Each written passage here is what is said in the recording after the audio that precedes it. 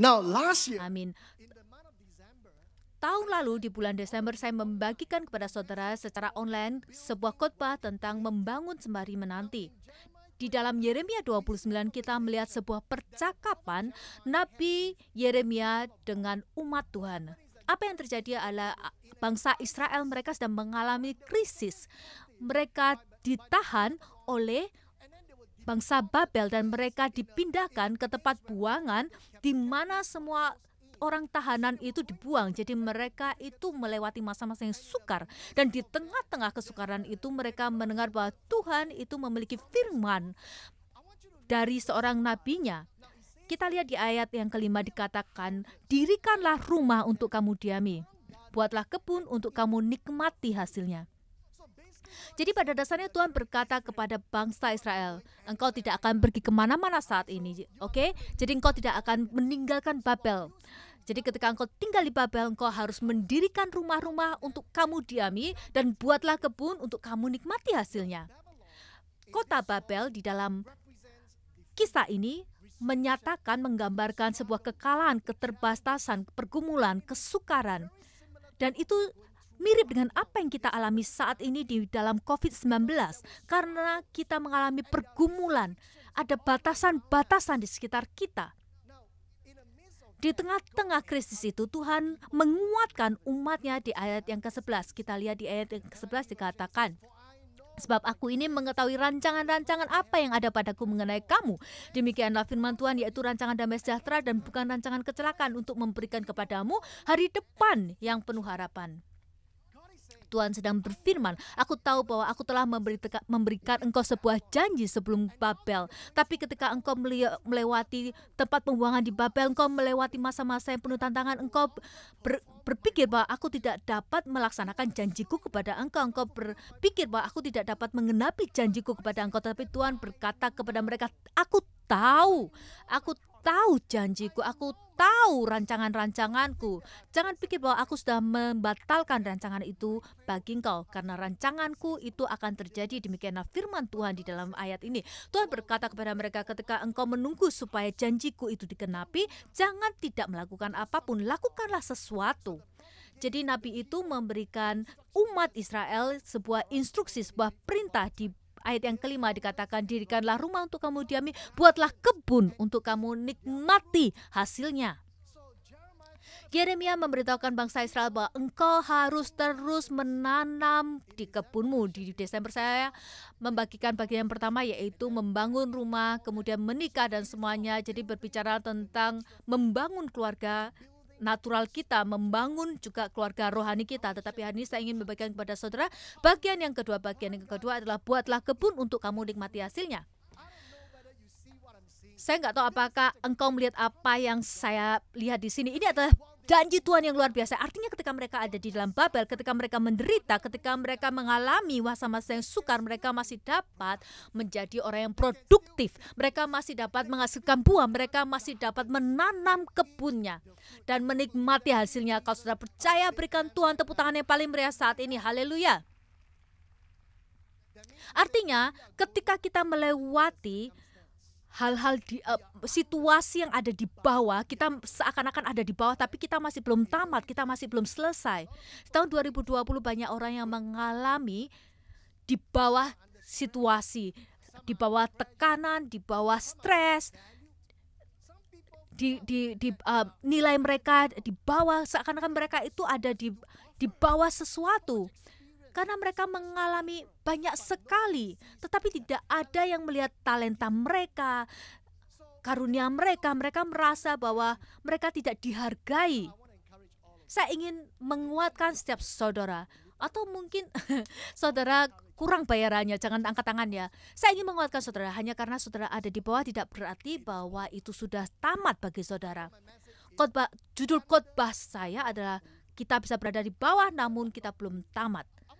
Kita bisa berada bawah namun kita belum tamat. Kita lihat di dalam Mazmur 1 ayat 3 dikatakan, ia seperti pohon yang ditanam di tepi aliran air, yang menghasilkan buahnya pada musimnya dan yang tidak layu daunnya. Apa saja yang diperbuatnya berhasil. Amin. Di dalam Alkitab pohon itu menggambarkan manusia. Pohon itu menggambarkan manusia. Ada beberapa hal yang bisa kita pelajari dari ayat ini. Yang pertama, kita itu seperti pohon yang ditanam. Ia seperti pohon yang ditanam. Firman Tuhan mengatakan ia seperti pohon yang ditanam.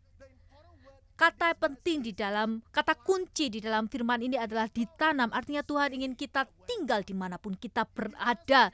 Dia ingin kita berakar mendalam di mana Tuhan menempatkan kita. Untuk ditanam artinya saudara ada diletakkan di bawah. Tidak ada orang yang suka untuk pergi ke bawah. Kita semuanya mau Tuhan secara supernatural, secara ajaib melepaskan kita dari manapun kita berada. Kita mau keluar dari situasi kita. Tetapi bagaimana jika rancangan Tuhan itu tidak untuk melepaskan kita dari keadaan kita, tetapi untuk memberikan kita anugerah untuk melewatinya? Bagaimana kalau misalkan rancangan Tuhan itu tidak melepaskan kita, tetapi supaya kita itu tahan banting? Bagaimana kalau misalkan rencana kita itu bukan untuk menyelamatkan kita, tetapi untuk memelihara kita? Banyak sekali dari kita itu menyerah ketika kita terkena serangan, ketika kita ada dalam tekanan, ketika kita stres. Ketika visi itu tidak tergenapi, ketika mimpi itu seakan-akan hanya lamunan belaka. Saya ingin menguatkan saudara hari ini. Hanya karena saudara ada di bawah bukan berarti bahwa itu sudah selesai. Jadi tetap tertanam dimanapun saudara berada. Jangan menyerah akan pernikahan saudara, jangan menyerah sekolah saudara. Jangan tinggalkan gereja saudara, jangan tinggalkan persekutuan komsel hanya karena kesalahpahaman. Jangan keluar dari pekerjaan saudara hanya karena penuh dengan tekanan. Jangan menyerah akan pernikahan saudara hanya karena itu sulit. Pastor, kamu gak tahu apa yang aku lewati. Aku tidak lagi memiliki sayang kepada pasangan saya. Satu-satunya alasan kenapa saya memperhatikan pernikahan hanyalah karena anak-anak saya. Apapun alasan saudara, saudara harus berperang atau mempertahankan daripada apa yang tersisa dari keluarga saudara, dari pernikahan saudara. Tetap tertanam dan izinkan Tuhan untuk melakukan pekerjaannya, karyanya di dalam kehidupan saudara, dan kebenarannya di alam natural. Di alam natural kita tidak menanam pohon, kita menanam benih. Saudara tidak menanam pohon, saudara menanam benih. Mari kita berbicara mengenai benih-benih itu sangat kecil. Nyata sekali. Mungkin apa yang saudara miliki saat ini itu sekecil benih saja. Tetapi jangan meremehkan kuasa daripada benih, karena benih ini bisa menjadi tanaman pada waktu yang tepat, pada kondisi yang tepat. Dan setelah itu tanaman ini dapat menumbuhkan buahnya. Dan setelah sekian lama saudara akan melihat taman yang indah di sekitar saudara. Amin. Tapi saudara harus tetap tertanam dimanapun Tuhan menanam saudara. Dan bagaimana dengan benih? Benih itu, apa yang membedakan benih dengan hal yang lain? Apa bedanya antara benih kelereng, jagung? Apa bedanya? Benih itu benih karena apa yang ada di dalam benih itu. Ada kehidupan di dalam benih itu, ada kehidupan di dalam benih. Apa yang ada di dalam benih, atau siapakah sebenarnya yang ada di dalam benih itu? Kalau saudara adalah benih itu, siapa yang dalam diri saudara? Alkitab mengatakan bahwa itu adalah Kristus di dalam saudara, pengharapan penuh kemuliaan. Karena Kristus ada di dalam saudara, maka ada pengharapan bagi setiap kita. 1 Yohanes 4 ayat 4 dikatakan, kamu berasal dari Allah, anak-anakku, dan kamu telah mengalahkan nabi-nabi palsu itu. Sebab roh yang ada di dalam kamu lebih besar daripada roh yang ada di dalam dunia. Tidak peduli apapun yang dunia lemparkan kepada engkau, tidak peduli apakah kotoran apa yang dilemparkan kepada saudara, tidak peduli apakah saudara itu terselubungi lumpur, tidak peduli apakah engkau sangat kecil sekali seperti benih, selama yang pribadi terbesar itu hidup di dalam diri saudara, saudara dapat tertanam dalam, tetapi saudara akan dapat berdiri sebagai orang yang memenang. Saudara akan dapat berdiri tinggi sebagai pohon X suatu saat nanti. Amin. Jadi kita adalah pohon yang ditanam oleh Tuhan. Jangan menyerah. Ditanam di mana Tuhan tempatkan kita. Yang kedua, kita itu ditanam di tepi aliran air. Ayat 3 mengatakan ia seperti pohon yang ditanam di tepi aliran air. Pohon itu membutuhkan air untuk dapat bertumbuh dan dapat bertahan hidup. Jadi kalau misalkan pohon itu ditanam di dekat air, itu tidak bergantung kepada air hujan, tidak tergantung kepada cuacanya. Jadi karena itu mendapatkan air dari tepi aliran air. Saya ingin saudara melihat di dalam Yohanes 7 ayat 37-39. Dikatakan, dan pada hari terakhir, yaitu pada puncak perayaan itu, Yesus berdiri dan berseru, barang siapa haus, baiklah ia datang kepadaku dan minum. Barang siapa percaya kepadaku, seperti yang dikatakan oleh kitab suci, dari dalam hatinya akan mengalir aliran-aliran air hidup. Yang dimaksudkannya ialah roh yang akan diterima oleh mereka yang percaya kepadanya. Di dalam ayat-ayat ini, Yesus menyatakan bahwa Dia adalah sumber dari segala aliran air yang hidup bagi saudara yang percaya kepada Yesus dan datang kepada Yesus untuk minum. Jadi untuk ditanam di tepi aliran air adalah untuk terhubung bersama kepada sumber kehidupan, yaitu Yesus Kristus. Amin. Ketika saudara ditanam di tepi aliran air, tidak berarti, tidak peduli apakah itu musim kering atau musim hujan. Tidak peduli apakah musim kering atau musim hujan, karena saudara selalu mendapatkan air dari tepi aliran air. Sama seperti ketika saudara terhubung dengan Yesus, tidak peduli apa yang terjadi sekitar saudara, karena Tuhan itu adalah sumber kehidupan saudara. Sehingga ekonomi bukan sumber saudara, stock market itu bukan sumber saudara, pasar di dalam properti, pekerjaan, national GDP atau peraturan secara nasional, peraturan dari pemerintahan kita itu bukan sumber kita. Bahkan perusahaan yang dimana kita bekerja itu bukan sumber kehidupan kita, karena Tuhan itu adalah sumber kita. Berikan Tuhan tepuk tangan yang paling meriah sekali lagi. Haleluya, amin. Dengarkan, di tahun 2021 kita masih belum keluar dari COVID-19. Resesi itu mungkin masih akan ada.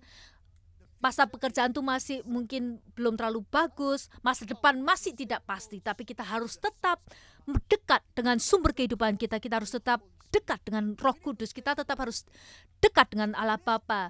Jadi di lingkungan di mana kita itu memiliki jaga jarak, jangan jaga jarak dengan Tuhan. Saya tahu ada batasan-batasan untuk datang ke gereja. Pertama, saudara harus undian, kemudian ditolak, sangat mengecewakan. Dan ketika saudara diterima, wah, pergi ke gereja, wah, sudah lama tidak pergi ke gereja, sudah terbiasa melihat secara online, jadi saudara pergi ke gereja, harus pakai masker, wah, sukar, sulit. Tetapi jangan berhenti untuk tetap mengikuti undian, jangan berhenti datang ke gereja. Tidak peduli apakah hari Sabtu jam 5 atau hari Minggu jam 10 pagi. Itu sangat susah untuk mendapatkan tiket, tapi masih ada ibadah jam 2 di hari Sabtu dan jam 2 sore di hari Minggu, yang mana kita akan ubah di jam 1 siang. Tetap mengikuti undian untuk dapat datang ke gereja. Miliki rasa lapar dan haus dengan Tuhan, dan jangan hentikan persekutuan dan komsel saudara, pertemuan Zoom, pertemuan doa. Kita ingin tertanam di tepi aliran air sungai yang hidup. Yang ketiga, kita akan menghasilkan buahnya pada musimnya. Kita lihat di ayat yang ketiga. Dikatakan, kita adalah seperti pohon yang ditanam di tepi aliran air yang menghasilkan buahnya pada musimnya. Wow. Kalau saudara ditanam di tepi aliran air, firman Tuhan mengatakan bahwa kita akan menghasilkan buahnya pada musimnya. Pada setiap musim. Ini sangat penting sekali, karena di alam alami, secara alami tidak ada pohon yang akan berbuah setiap musim. Tetapi ketika kita tertanam di dalam Yesus, ketika kita terhubung dengan Yesus, maka kita dapat berbuah di setiap musim. Di musim panas, di musim dingin, kita menghasilkan buah. Di dalam musim ekonomi yang baik, dalam resesi kita tetap menghasilkan buah yang baik. Di dalam keadaan apapun, kita tetap menghasilkan buah yang baik di dalam setiap musim bagi kemuliaan Tuhan. Yang keempat, kita tidak akan pernah layu daunnya. Ayat 3 dikatakan, yang tidak layu daunnya. Artinya kita tidak akan pernah menjadi kekeringan. Ketika yang lain itu menjadi layu, saudara itu disegarkan kembali oleh Tuhan. Ketika orang-orang itu menjadi tua, saudara semakin kelihatan semakin muda dan kelihatan sangat lebih sehat. Ketika orang-orang itu kecapekan, saudara itu bersinar terang. Ketika orang itu depresi, saudara diperbaharui di dalam Tuhan. Yang kelima, apa saja yang diperbuatnya berhasil. Saudara akan diberkati di dalam apapun yang saudara kerjakan. Ayat 3 mengatakan apa saja yang diperbuatnya berhasil. Apa saja yang diperbuatnya. Artinya kalau saudara masih sekolah, saudara akan berhasil mendapatkan nilai yang bagus. Saudara bekerja, saudara akan dipromosi. Kalau saudara pengusaha, maka bisnis saudara itu akan berbuah. Kalau saudara pemilik restoran, ketika kompetitor saudara itu saudara itu sibuk mendapatkan orderan.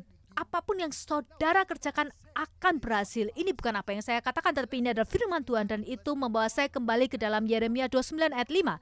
Dirikanlah rumahmu untuk kamu diami, buatlah kebun untuk kamu nikmati hasilnya. Firman Tuhan mengatakan, di kota Babel, di masa-masa yang sukar, kita masih dapat membuat kebun dan menikmati hasilnya. Amin. Saudara akan diberkati di dalam apapun yang kau lakukan. Tidak mengatakan bahwa kita tidak akan menderita. Saya tidak mengatakan bahwa saudara tidak akan menderita. Kita semuanya menderita. Kita semuanya melewati masa-masa yang sukar. Saya melewati masa yang sukar. Kita semuanya melewati masa-masa yang sukar. Tetapi di tengah-tengah segala hal ini, saya percaya bahwa Tuhan ingin memelihara kita, menjaga kita. Tuhan ingin menguatkan kita. Dia ingin menyemangati kita, dan Dia ingin memberkati kita, membuat kita berhasil. Kita akan dibuat berhasil di dalam apapun yang akan kita lakukan. Amin dan amin. Di dalam sisa waktu ini, saya ingin berbicara tentang kisah Alkitab, tentang Raja Nebukadnezar dan 3 orang Ibrani yang bernama Sadrak, Mesak, dan Abednego. 3 orang ini dilemparkan ke dalam ke dalam api oleh raja. Saya tahu engkau mengetahui kisah ini, tetapi saya berdoa ketika engkau mendengarkan firman Tuhan akan memberikan engkau insight yang baru, dan saudara dapat membawa ini sebagai sebuah arahan untuk masuk ke dalam 2021. Apakah saudara bekerja, masih sekolah, ibu rumah tangga, single, atau menikah? Ada satu titik di dalam kehidupan saudara, saudara melewati api. Mungkin saudara saat ini melewati api itu. Saudara terbakar di dalam beberapa area kehidupan saudara. Mungkin pernikahan saudara itu sedang kebakaran. Mungkin keluarga saudara, karir saudara itu sedang kebakaran jenggot. Mungkin bisnis saudara. 3 anak muda ini, Sadrak, Mesak, dan Abednego, mereka hidup di masa di mana Raja Nebukadnezar itu membangun patung berhala. Dan dia mengatakan bahwa ketika engkau mendengarkan suara sangkakala ini, engkau harus tunduk dan menyembah patung emas ini. Tetapi Sadrak, Mesak, dan Abednego, mereka adalah orang yang menyembah Allah Yehova. Mereka memiliki hubungan yang intim dengan Tuhan. Jadi mereka mengatakan, kami tidak akan tunduk menyembah kepada patung emas ini, tidak peduli apapun yang budaya katakan, tidak peduli apakah toleransi di dalam dunia ini, tidak peduli apakah keluarga lain yang lakukan, tidak peduli apakah rekan kerja kami atau teman-teman kami lakukan, kami tidak akan tunduk kepada patung emas ini. Tidak peduli apapun yang dikatakan oleh TikTok, tidak peduli apapun yang Facebook, Instagram katakan kepada kita, kita tidak akan tunduk hanya karena kita hanya menyembah Allah Yehova. Amin. Sadrak, Mesak, dan Abednego, mereka itu melewati masa-masa yang penuh dengan tantangan, tetapi mereka tahu bahwa Tuhan memiliki tujuan kenapa mereka ditanam di dalam keadaan tersebut. Saya ingin katakan kepada saudara bahwa ada tujuan di mana Tuhan sudah menanam saudara. Ada tujuan di mana Tuhan telah menanam saudara. Dimanapun saudara ditanam saat ini, di bank, atau mungkin saudara adalah tukang masak di restoran, pelayan, apapun yang sudah Tuhan izinkan untuk saudara ditanam di mana, Tuhan tuh memiliki tujuan. Bahkan ketika saudara itu saudara itu mahasiswa NTU, NUS, atau NPoly, ataupun dimanapun saudara ditempatkan, Tuhan memiliki rencana bagi saudara. Tempat di mana saudara ditempatkan itu adalah tempat di mana Tuhan memberikan saudara sebuah penugasan. Tempat di mana saudara ditugaskan itu adalah tempat di mana Tuhan menugaskan saudara. Tuhan menugaskan saudara, menempatkan saudara dimanapun saudara berada secara intensional, secara penuh rancangan untuk sebuah alasan tertentu. Saya tidak mengatakan bahwa pekerjaan saudara adalah tujuan hidup saudara, tapi ada tujuan di mana saudara itu bekerja saat ini. Tempat di mana saudara itu mendapatkan pekerjaan itu adalah tempat di mana Tuhan menugaskan saudara. Tuhan itu tidak hanya bekerja di Sabtu, Minggu, tapi dia juga bekerja di hari Senin. Tuhan tidak hanya bekerja di hari Sabtu dan Minggu, tapi juga di hari Senin. Ketika kita berkumpul di hari Minggu, kita berkumpul sebagai gereja, tapi ketika meninggalkan tempat kita datang bekerja di tempat kerja kita di hari Senin, kita itu berpisah sebagai gereja. Tuhan itu tidak hanya menggunakan jemaatnya di hari Minggu saja, tetapi juga di hari Senin. Tuhan menggunakan dokter, pengacara, atau semuanya, para perawat. Tuhan memakai setiap kita. Tuhan itu bekerja melalui pekerjaan kita. Tuhan itu bekerja melalui pekerjaan kita. Tidak hanya ada tujuan di dalam pekerjaan saudara, tetapi ada tujuan atas pekerjaan saudara. Ada pekerjaan atas pekerjaan saudara, meskipun pekerjaan ini bukan misi saudara, tetapi pekerjaan itu bisa menjadi ladang misi. Kenapa saya mengatakan ini? Karena di dalam pekerjaan saudara, saudara bertemu dengan banyak orang yang berbeda-beda setiap harinya. Ketika saudara bertemu dengan orang, dan kadang-kadang Tuhan menggunakan saudara untuk memberikan kontribusi, untuk melakukan sesuatu, memberikan dampak kepada seseorang, untuk menanam benih di dalam kehidupan orang itu, sehingga kehidupan orang ini dapat menjadi lebih baik lagi. Dan ketika saudara membawa dampak dalam kehidupan orang lain, saudara tidak melihat dampak itu secara langsung karena membutuhkan waktu. Oleh karena itu Paulus mengatakan di dalam 1 Korintus 3 ayat 6, Paulus mengatakan, aku menanam, Apolos menyiram, tetapi Allah yang memberi pertumbuhan. Jadi Paulus mengatakan, kadang-kadang aku melakukan sesuatu, aku memberikan kontribusi dalam kehidupan seseorang. Sepertinya aku menanam benih, aku tidak melihat dampak atau pertumbuhan secara langsung. Saya tidak melihat manifestasi atau dampaknya secara langsung saat itu juga secara instan. Jadi kadang-kadang saya menanam benih supaya Apolos itu dapat menyiraminya, sehingga Allah, Tuhan dapat memberikan pertumbuhan. Namun kalau misalkan saya tidak menanam benih, Apolos tidak dapat menyirami. Oleh karena itu tidak ada pertumbuhan. Saudara paham? Ada tujuan kenapa Tuhan menempatkan di mana saudara ditempatkan.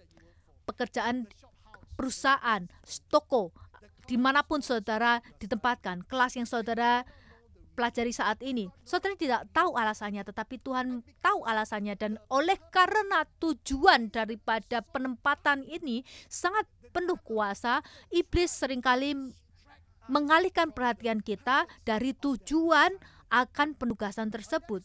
Oleh karena itu di tempat kerja saudara mungkin berkata, wah, saudara pergi kerja dan tiba-tiba, wah, segala hal terjadi. Jadi iblis itu menggunakan segala cara untuk menyerang saudara di tempat kerja saudara. Fitnah, pembunuhan karakter, apalagi persaingan antar rengkat kerja, kecemburuan antar, ya berapa dari saudara menghadapi politik kerja? Wah, Pastor Aris. Saya harap itu bukan dari saya. Jadi kita harus menghadapi semuanya ini. Saya tahu bahwa banyak dari saudara mengerti cerita tentang Sadrak, Meshak, Abednego. Mereka dilemparkan ke api, tapi apakah saudara tahu bahwa ini terjadi di tempat kerja? Ini terjadi di tempat kerja. Saya tunjukkan kepada saudara, apa yang terjadi adalah ketiga orang ini mereka bekerja bagi Raja Babel. Saya ingin saudara lihat di dalam ayat 12 dan 13. Dikatakan ada beberapa orang Yahudi yang kepada mereka telah Tuanku berikan pemerintahan atas wilayah Babel, yakni Sadrak, Mesak, dan Abednego. Orang-orang ini tidak mengindahkan titah Tuanku, ya Raja. Mereka tidak memuja dewa Tuanku dan tidak menyembah patung emas yang telah Tuanku dirikan. Setelah itu Nebukadnezar memerintahkan dalam marahnya dan geramnya untuk membawa Sadrak, Mesak, dan Abednego menghadap. Setelah orang-orang itu dibawa menghadap raja. Jadi ada kelompok orang ini yang adalah teman kerja daripada Sadrak, Mesak, Abednego. Suatu hari mereka datang menghadap bosnya mereka dan mengatakan, "Bos, kita ingin ngomong sesuatu, tetapi kita nggak tahu harus ngomong apa enggak ya. Kita nggak tahu, kita beritahu atau enggak ya." Terus dibilang, oke, Raja, kamu mau tahu kan? Ada sekelompok orang Yahudi ini, mereka bekerja kepada engkau, tapi kamu tahu enggak Raja, mereka tidak menghormati engkau. Orang-orang Kasdim ini bilang kayak gitu. Mereka bekerja bagi engkau, tetapi mereka tidak menghormati engkau karena mereka tidak mau menyembah patung emas. Jadi raja ini mulai marah dan memanggil mereka untuk bertemu sesegera mungkin. Saudara lihat apa yang terjadi di sini. Ini adalah serangan di tempat kerja. Jadi mereka itu menusuk Sadrak, Mesak, Abednego dari belakang. Ya, menusuk dari belakang. Jadi mereka itu komplain, orang-orang Kasdim ini komplain kepada bos mereka. Jadi mereka menusuk 3 orang ini dari belakang mereka. Seakan-akan mereka melindungi bos mereka, tetapi sebenarnya mereka melindungi posisi mereka sendiri. Mereka seakan-akan melindungi raja mereka, tetapi mereka melindungi wilayah mereka sendiri. Saudara dengarkan ini, ya Raja,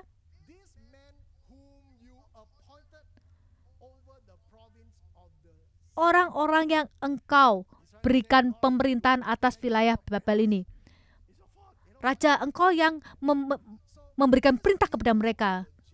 Orang-orang ini cemburu dengan Sadrak, Mesak, dan Abednego.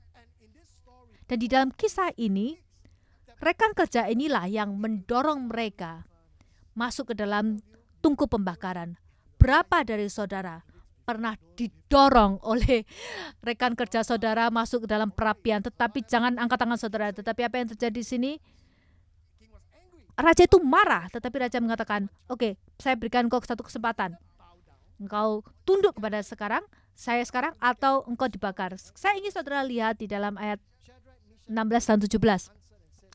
Lalu Sadrak, Mesak, dan Abednego menjawab Raja Nebukadnezar, tidak ada gunanya kami memberi jawab kepada Tuanku dalam hal ini. Jikalau kami yang kami puja sanggup melepaskan kami, maka ia akan melepaskan kami dari perapian yang menyala-nyala itu dan dari dalam tanganmu, ya Raja. Tetapi seandainya tidak, hendaklah Tuanku mengetahui, ya Raja, bahwa kami tidak akan memuja dewa Tuanku dan tidak akan menyembah patung emas yang Tuanku dirikan itu. Dikatakan Tuanku akan menyelamatkan kami.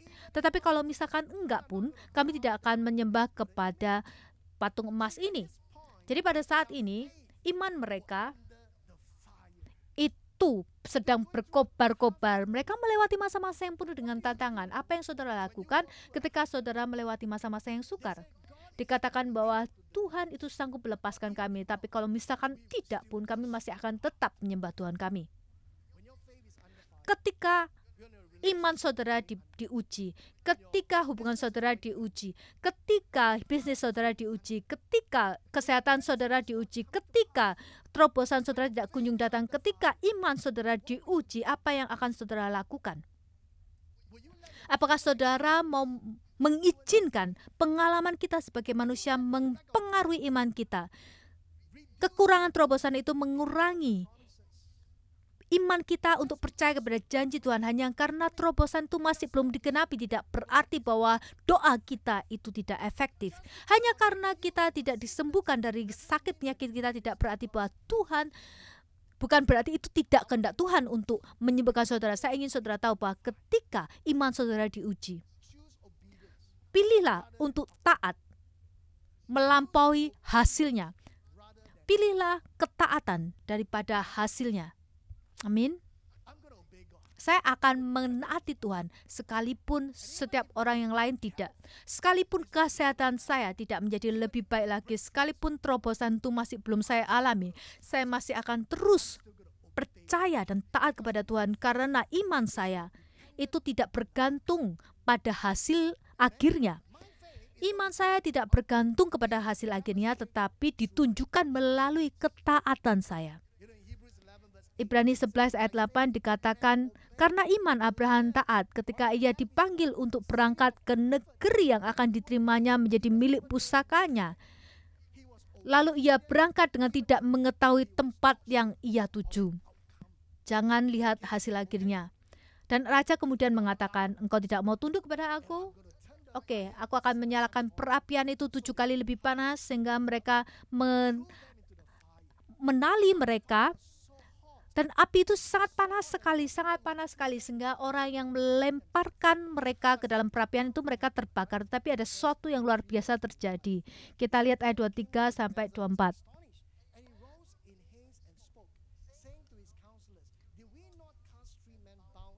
Kemudian terkejutlah Raja Nebukadnezar, lalu bangun dengan segera berkatalah ia kepada para menterinya, bukankah 3 orang yang telah kita campakkan dengan terikat ke dalam api itu? Jawab mereka kepada Raja, benar ya Raja, katanya, tetapi ada 4 orang kulihat berjalan-jalan dengan bebas di tengah-tengah api itu. Mereka tidak terluka, dan yang keempat itu rupanya seperti anak dewa. Nebukadnezar mengatakan, saya pikir kita melemparkan 3 orang, kenapa ada 4 orang di dalamnya? Dan saya pikir kita ikat sebelum kita lemparkan, tetapi kenapa mereka berjalan dengan bebas di dalam api itu? Orang yang keempat bagi saudara orang yang keempat ini adalah Kristofani. Ini adalah manifestasi sebelum inkarnasi daripada Yesus Kristus. Itu adalah manifestasi daripada inkarnasi sebelum Yesus Kristus itu ada. Artinya Kristus itu menunjukkan dirinya sendiri di dalam perjanjian lama, di dalam bentuk yang lain, di mana yang harusnya dia itu hanya tunjukkan di dalam perjanjian baru. Kisah ini mengingatkan saya bahwa ketika kita ada di dalam permasalahan, Tuhan ingin dekat dengan kita. Dia ingin menunjukkan dirinya kepada kita. Amin.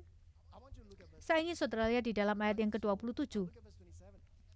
Dan para wakil raja, para penguasa, para bupati, dan para menteri raja datang berkumpul. Mereka melihat bahwa tubuh orang-orang ini tidak mempan oleh api itu. Bahwa rambut di kepala mereka tidak hangus, jubah mereka tidak berubah apa-apa, bahkan bau kebakaran pun tidak ada pada mereka.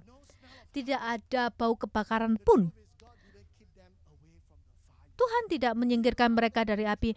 Tuhan mengizinkan mereka melewati api, tetapi Tuhan lompat ke dalam api bersama dengan mereka dan membuat mereka itu tahan api sehingga mereka itu dapat keluar daripada api itu tanpa bau kebakaran apapun. Tiada bau kebakaran. Mereka keluar dari api itu seperti seakan-akan mereka hanya melewati jalanan saja, tidak ada bau api, tidak ada bau asap. Ketika saya pergi ke barbecue, atau kalau misalkan saya pergi ke makan malam di teppanyaki, setelah saya keluar, wah, baunya itu seperti bau asap. Tetapi orang ini melewati api, ketika orang ini melewati api, tapi mereka keluar dari api itu baunya seperti Chanel nomor 5. Ya, itu bau parfum. Dan yang menariknya adalah mereka yang melemparkan mereka masuk dalam perapian, mereka terbakar. Tetapi mereka masuk ke dalam perapian dan mereka keluar tidak terluka sedikit pun. Akan ada saat orang yang mendorong saudara masuk ke dalam perapian itu mereka akan terbakar, tetapi saudara akan keluar tidak terluka sedikit pun, dilindungi oleh Tuhan. Amin. Puji Tuhan. Poin yang terakhir, ini adalah puncaknya. Ayat 28 sampai 29. Berkatalah Nebukadnezar, terpujilah Allahnya Sadrak, Mesak, dan Abednego. Ia telah mengutus malaikatnya dan melepaskan hamba-hambanya yang telah menaruh percaya kepadanya dan melanggar titah raja, dan yang menyerahkan tubuh mereka karena mereka tidak mau memuja dan menyembah Allah manapun kecuali Allah mereka.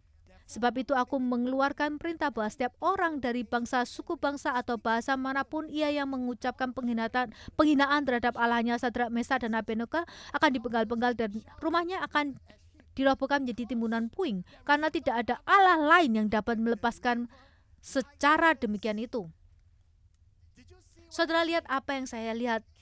Raja Nebukadnezar raja yang tidak percaya kepada Allah Yehova, dia mengatakan, diberkatilah Allah Sedrak, Mesak dan Abednego, karena tidak ada Allah lain yang dapat melepaskan secara demikian itu. Dengan kata lain, Raja Nebukadnezar itu mengakui bahwa Tuhan yang sedang dia sembah itu inferior, lebih kecil daripada Tuhan yang disembah oleh Sadrak, Mesak dan Abednego.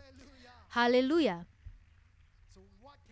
Jadi apa yang dapat kita pelajari di sini? Dengarkan, kisah tentang Sadrak, Mesak dan Abednego itu benar-benar tidak berbicara tentang Sadrak, Mesak ataupun Abednego. Kisah ini berbicara tentang Nebukadnezar. Berbicara tentang kisah Nebukadnezar karena Tuhan tahu satu-satunya orang yang dapat menjangkau kepada seseorang yang memiliki segalanya adalah orang yang memiliki sesuatu yang tidak dapat dibeli oleh uang. Satu-satunya orang yang dapat menjangkau kepada setiap orang, memiliki segalanya adalah sesuatu yang tidak dapat dibeli oleh uang. Tiga orang ini memiliki sesuatu yang istana tidak dapat berikan kepada raja. Tiga orang ini memiliki sesuatu yang jubah, mahkota, jabatan, status, uang, emas, dan perak tidak dapat membelinya. Mereka memiliki sesuatu yang tidak dapat dibeli oleh apapun dan tidak dapat diberikan. Tiga orang ini memiliki sesuatu yang raja tidak miliki. Saya ingin saudara tahu, dimanapun Tuhan sudah menempatkan saudara, setiap hari saudara itu melepaskan aroma yang harum. Ya, melepaskan aroma yang harum seperti parfum. Tetapi setiap hari saudara melepaskan bau-bauan yang harum di tempat kerja saudara. Dan ketika orang itu berteman dengan saudara, mereka merasa bahwa kekosongan di dalam hati mereka. Ketika mereka berbicara kepada saudara, mereka merasa ingin menangis. Mereka merasa ingin berdoa. Mereka merasa ingin menyembah Tuhan. Mereka merasa seperti mereka mau pergi ke gereja di mana saudara menyembah Tuhan. Amin, haleluya. Dengarkan jemaat Tuhan. Mari kita lihat di ayat yang ke-30. Para pemusik bisa maju ke depan. Lalu raja memberikan kedudukan tinggi kepada Sadrak, Mesak dan Abednego di wilayah Babel. Pada akhirnya, ketiga orang ini mereka diberikan promosikan jabatan setelah mereka melewati api. Jadi jangan keluar ketika saudara ada di dalam api. Jangan keluar ketika saudara ditanam karena ada tujuan. Dan pada akhirnya Tuhan akan meninggikan kita. Amin. Tidak hanya mereka membuat sebuah perbedaan, mempengaruhi seseorang di dalam tempat kerja mereka. Pada saat yang bersamaan Tuhan mempromosikan jabatan mereka di mana mereka ditempatkan. Dengarkan Gereja City Harvest di tahun pandemi ini. Secara strategis, secara intensional, saudara itu ditanam oleh Tuhan di tempat kerja saudara atau dimanapun saudara ditempatkan oleh Tuhan untuk sebuah alasan. Saudara mungkin merasa bahwa wah gelap sekali Tuhan. Saudara tidak dapat melihat adanya kejelasan. Saudara merasa sendirian. Saudara tidak suka. Tetapi saya ingin menguatkan saudara, tetaplah tertanam dan tetaplah terhubung dengan sumber kehidupan. Saudara itu ada di mana Tuhan ingin Tuhan tempatkan. Saudara mungkin seperti Sadrak, Mesak, Abednego mengalami perapian. Saudara mungkin terikat seperti bangsa Israel. Tetapi ketika saudara melewati api, pilihlah ketaatan, jangan lihat hasilnya. Ada alasan kenapa Tuhan itu menanam saudara di tempat di mana saudara ditempatkan, karena saudara membuat perbedaan. Dan seperti yang dikatakan di dalam Mazmur 1, ketika kita ditanam di tepi aliran air itu, maka kita itu tetap terhubung dengan sumber aliran air hidup kita. Saudara akan tetap berbuah pada musimnya, dan daun saudara tidak akan layu. Saudara akan disegarkan, saudara akan diperbaharui oleh Tuhan, dan apapun yang saudara kerjakan akan berhasil. Dan seperti yang Yeremia katakan kepada umat Tuhan, ketika engkau menantikan Tuhan di dalam Babel, tetap menanam kebun, tetap membuat kebunmu, dan nikmatilah hasil daripada kebunmu itu. Mengambil waktu untuk memberi yang terbaik kepada Tuhan. Mari kita semuanya bangkit berdiri. Haleluya. Amin. Mari kita angkat tangan kita kepada Tuhan saat ini. Sesuatu sedang terjadi saat ini. Haleluya. I love your voice.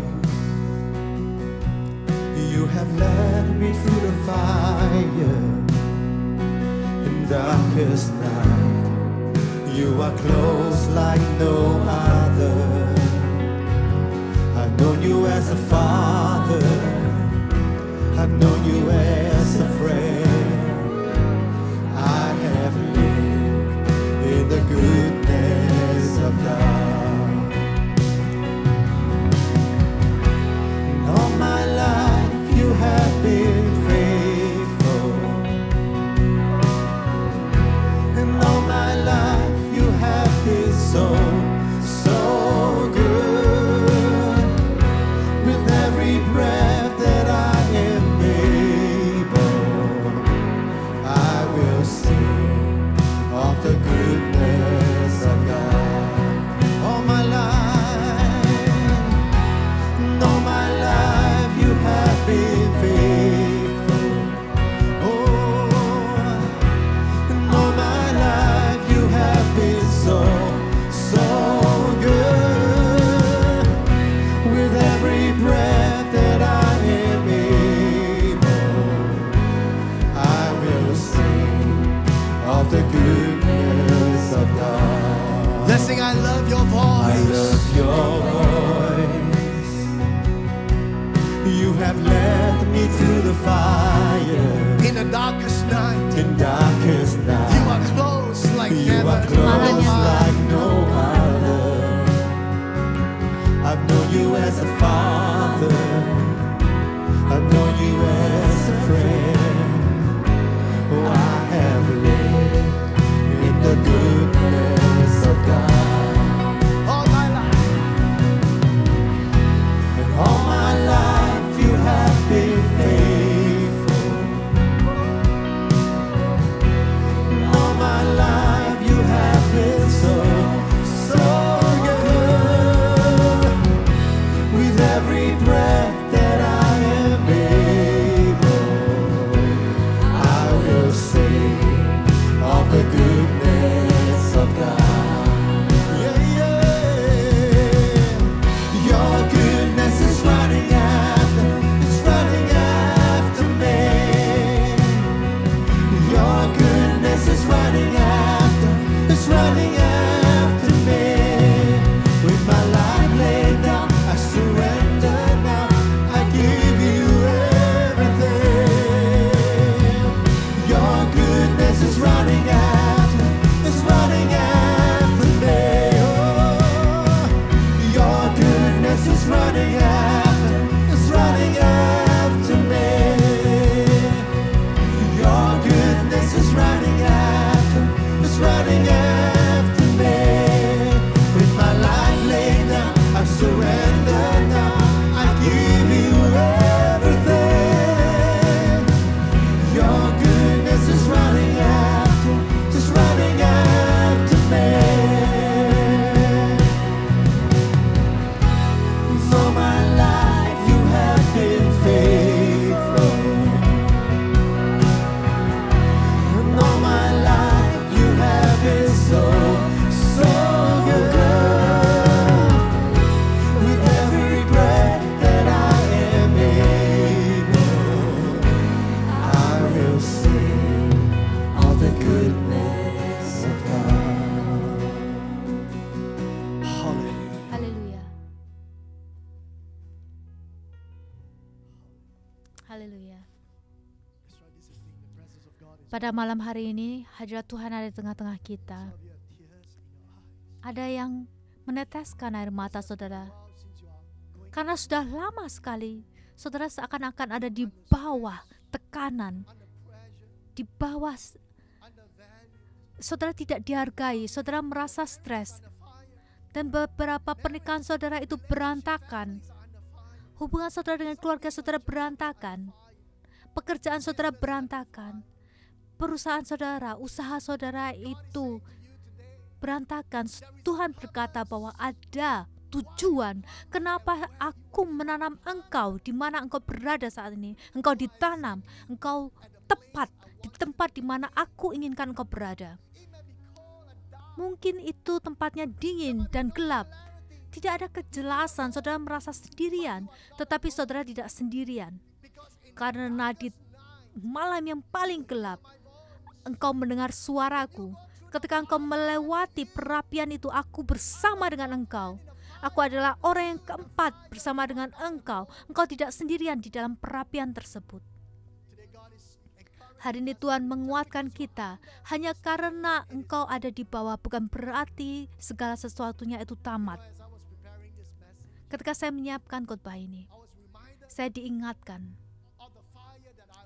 api yang saya lewati dalam kehidupan saya. Saya di usia yang 40-an. Dan saya telah melewati perapian saya melewati beberapa pengalaman yang mungkin tidak dilewati oleh saudara. Saya tidak bisa membagikan setiap apa yang saya lewati dalam kehidupan saya. Ada dari saudara yang tahu tentang anak saya ketika dia masih muda, masih kecil. Saudara mengatakan mungkin, Pastor, mungkin saudara yang baru di gereja, engkau kelihatannya sangat gembira terus, Pastor. Engkau makan dengan orang, bagaimana mungkin kau memiliki masalah, Pastor? Saudara tahu, saudara tidak melihatnya. Karena saya diuji, saya ada di bawah posisi saya. Setiap kita pernah melewati sebuah keadaan yang tidak diketahui oleh orang lain, tetapi Tuhan tahu dan Tuhan ingin saudara tahu bahwa Tuhan beserta dengan saudara. Posisi saudara di bawah bukan berarti saudara itu sudah berakhir kehidupannya. Di tengah-tengah perapian, pilihlah untuk tetap taat kepada Tuhan, karena aku sudah menanam engkau dimanapun engkau ditetapkan. Seperti Mazmur 1 ayat 3 mengatakan, ketika kita ditanam di tepi aliran air tetap berhubungan dengan Tuhan, kita akan menghasilkan buah pada musimnya. Dan yang tidak layu daunnya kita akan diperbarui, dan apa saja yang kita perbuat akan dibuatnya berhasil. Kalau saudara percaya, berikan tepuk tangan yang paling meriah. Haleluya, haleluya, haleluya.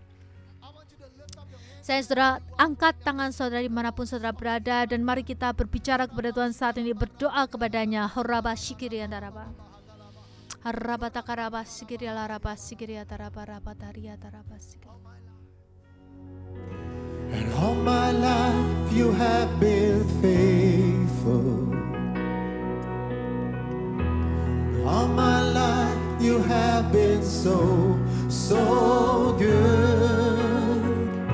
With every breath that I am able, I will sing of the goodness of God. Amen.